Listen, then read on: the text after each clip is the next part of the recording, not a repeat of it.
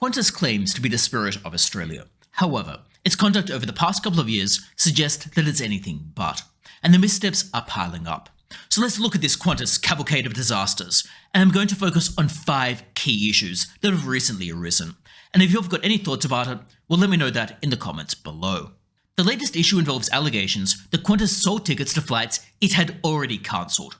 It's accused of doing so on some 8,000 such occasions. In some instances, Qantas had actually cancelled the flights at least 2 weeks prior. This occurred as recently as 2022.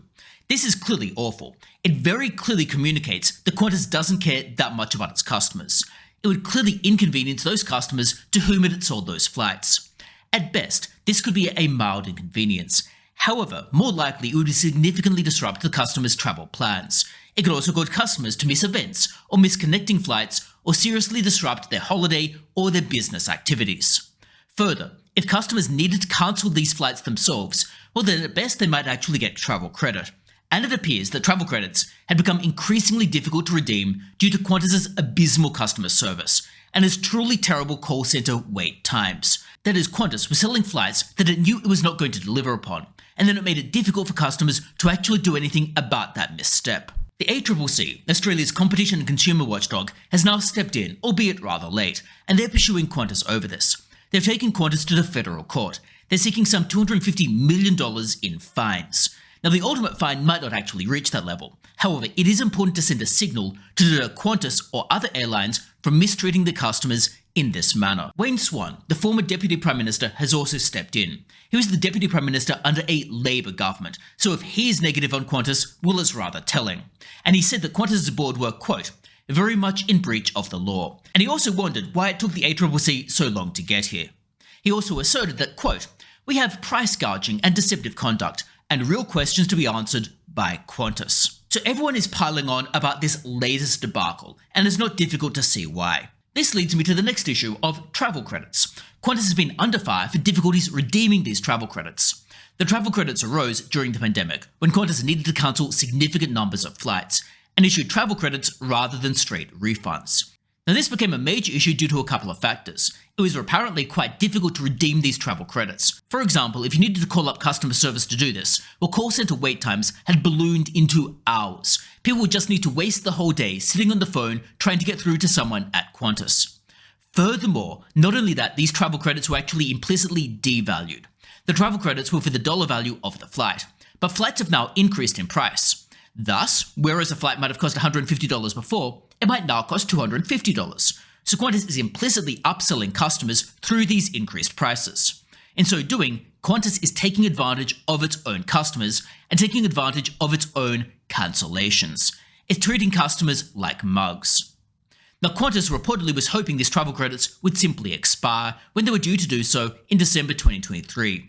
However, so intense has the consumer backlash been that it has been forced to backtrack and is now allowing refunds, albeit far too late. We also have the issue of Qatar Airlines. Now, this was not entirely within Qantas's remit. After all, this was the government's fault.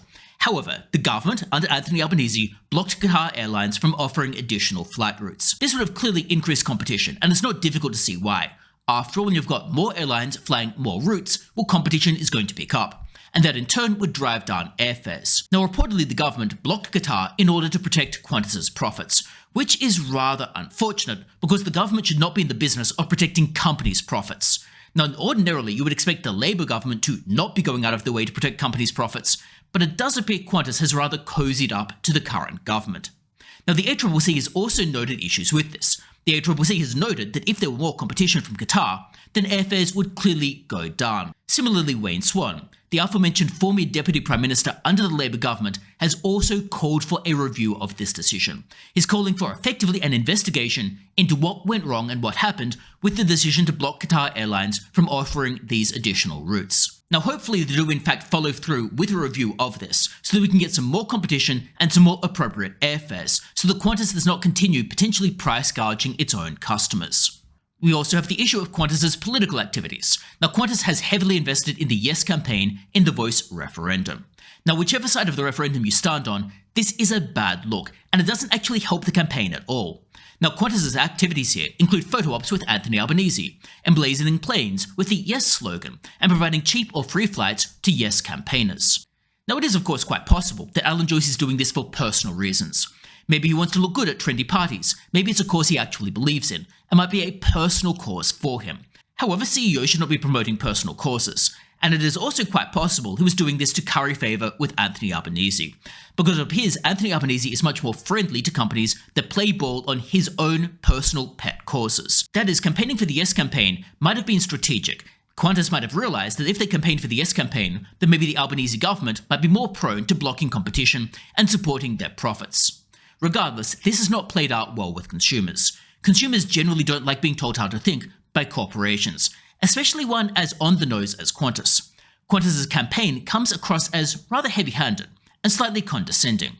And regardless of where you stand on the voice, Qantas's intervention doesn't seem to actually help the Yes campaign.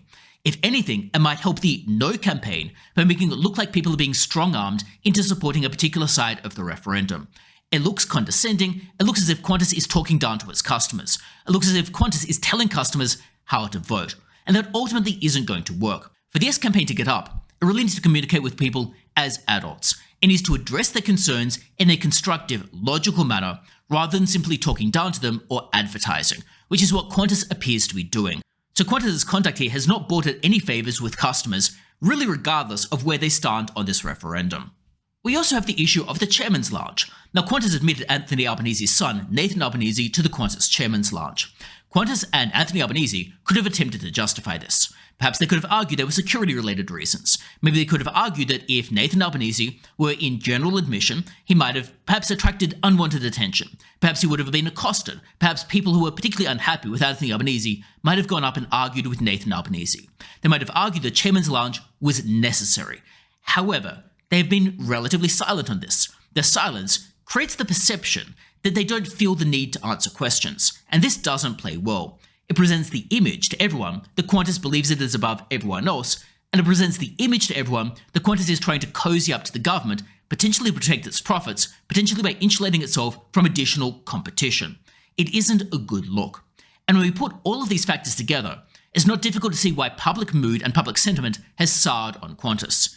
And that's ultimately going to be a problem for Qantas, because if customers and the general public don't support Qantas going forward, it becomes increasingly difficult for the government to help prop them up. It becomes increasingly difficult for the government to do Qantas any favours when the public doesn't particularly like Qantas at all. So Qantas really needs to do a better job managing the public mood, doing a better job treating its customers properly, and doing a better job to make sure that people actually value Qantas as a corporation, and that people feel that Qantas actually values them as customers. Now, in late 2022, Qantas received a Shonky Award from Choice for its terrible customer service, in particular its long call centre wait times, which was particularly singled out.